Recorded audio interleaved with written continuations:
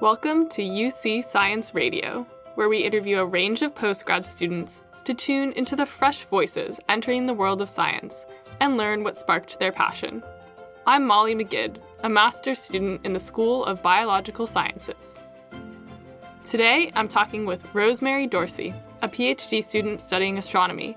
Her research focuses on solar system science and characterizing small body populations. She also engages in science outreach to inspire other students to study physics. Kia ora, Rosemary. Welcome to UC Science Radio. Thanks for having me. So, Rosemary, you're studying astronomy, but specifically, what's your research about? So my PhD research that I started working on last July is on planetary science, which means small rocky objects like the planets in our solar system. But actually, our solar system contains more than just 8 planets. It has all sorts of small rocks like asteroids and comets. And those are the ones that you would know about. But there's also a bunch of rocks and stuff outside of Neptune's orbit, which we call the Kuiper Belt. And there's all sorts of objects in there which look very different from each other, and we want to know why they look so different close to each other. And we think that their differences are probably due to how the solar system formed. So by finding out more about what's in our solar system, we can figure out how it actually got there. So these objects have been there since the solar system formed? Yeah, so most of what we have in our solar system is from when the solar system formed. We will have captured some material from the outside, but what happens is there's a disk of stuff, and then everything moves around and clumps together, and lots of it gets ejected. So what we have today are remnants of what the solar system formed from. But the different properties of the objects we have left show us how the solar system evolved. We know some of the planets moved around, and those planets moving around shifted some objects and made them different. So looking at those objects, we can figure out how the planets moved when they were moving.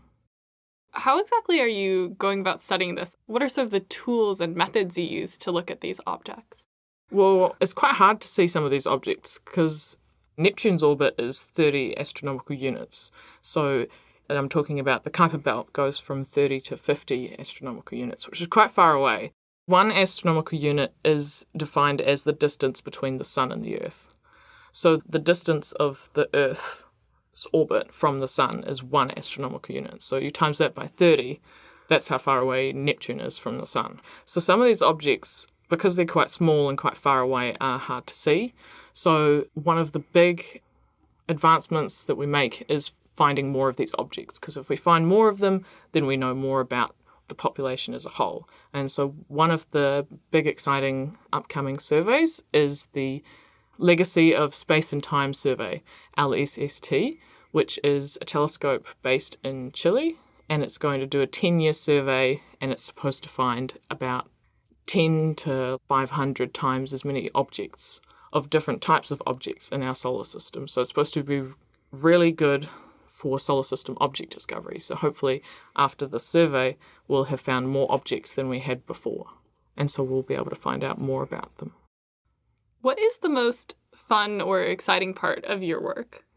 The main thing I find interesting is just how much we can figure out from where we are. Like, that's the most interesting part of why I think astronomy is cool, is just every other science or every other field of something, you generally have to be on Earth looking at something on Earth to do it. And sure, you could look at the Earth and figure out more about it and therefore how it formed, but lots of the stuff that we look at in astronomy is so far away from the Earth we can't ever possibly touch it.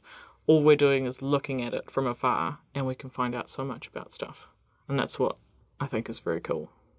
And you've done some science outreach to the community. Could you talk a bit about that? In 2014, in my 13th year 13 of high school, I went on the Aurora Astronomy School, which is run by UC every year, and we got to go to Mount John and look at the telescopes, and we got some lectures at the University of Canterbury, and I had no knowledge of anything astronomy related besides, there's 8 planets in the solar system. And so all of those lectures, I knew nothing about what they were saying, and it was just like, oh my gosh, there's so much information here that I did not know before. There's so much to learn, so much new stuff. And so that inspired me to do astronomy. And the last couple of years, I've been able to be a student assistant on the Aurora School camp. Now that I'm a postgraduate student, it's now called the Elaine P. Snowden Astronomy Camp, but I've been lucky to be selected as one of the helpers for a couple of years now. So that's really fun. So I get to see a whole new bunch of Year 13 students who are interested in astronomy or science, because not all of them go on to do astronomy, but they might be interested in some scientific field, and they're really passionate about their studies and everything. And we get to introduce them to UC and show them around the campus, and then we go down to Mount John and we take them up to the mountain for a couple of nights and show them the telescopes, show them how they work. Luckily, this year we had a nice night of weather, so they actually got to open the telescopes. If it's cloudy, there's no point opening them. So, yeah, it's really fun showing them around, and they ask lots of questions. So you talked a bit about this just now, but what was your path to this research? It mostly came from the Aurora School. I hadn't had much experience with astronomy in high school. We didn't do the Earth and planetary science NCA paper, so I had no idea about it. I remember going to a lecture from the director of JPL.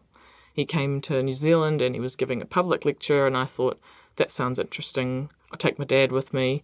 So we went to this lecture and he explained the massive engineering feat of landing a rover on Mars and all of the things that could go wrong and all the things you have to think about when putting a rover together and putting instruments on it. And then you've got to think about how Mars is different from Earth, and also you're flying this thing for how long to get there. And it was just really fascinating that despite all of these problems that needed solving, we still managed to get a rover on Mars, and with a 20-minute signal delay. So we can't actually communicate with anything on Mars immediately like we can on Earth. Because it's so far away, we have to wait for the signal to arrive and then come back. And so you can't actually react to anything that goes wrong for 20 or 40 minutes, which is a long time for things to go wrong. So it was very impressive listening to him talk about how successfully they landed the rover with all of this. You expect so much to go wrong. And so I was really inspired by that. And then I went home and telling everyone I could about it. And my parents had this book in their house called The Planets by Dava Sobel. And so I picked that up and started reading it. And it was a bit of history on like how each of the planets was found or discovered, and a bit about the Greek gods and Roman gods that they were named after. And that was very cool. And so I was like, oh, this is all just very interesting. And then I got the opportunity to go on the astronomy camp, and it was just so much knowledge. I was like, I need to learn more about this. I can't just stop. I found it much more interesting than all of the physics that I'd been doing was good, but this is so much more interesting. And so that was what really drove me to astronomy. So my last question for you is, if there was one big change that could come out of your research, what would that be? So a PhD is supposed to be a unique contribution to your field. So in order to get a PhD, I have to do that. And one of the things I would like to do is publish a paper. I haven't done that yet in my postgraduate study, so that would be very cool. So that would have to be, I do some analysis and I find a result which I think is really interesting and makes an improvement on the knowledge we already have, and then I would ideally publish that, and then all the science community can look at that work. That's one of my goals, is publish something to say, look, this is what I did and here's what we found out, and this is new and different. And that would hopefully improve what we know about the small body populations in our solar system, and therefore maybe change what we think we know. Thank you so much for talking with me, Rosemary. Thank you very much for having me. That's it for today. For more information or to ask a question about any of the ideas raised in this show, feel free to send UC Science a message by email, Facebook, or Instagram. Thanks for listening.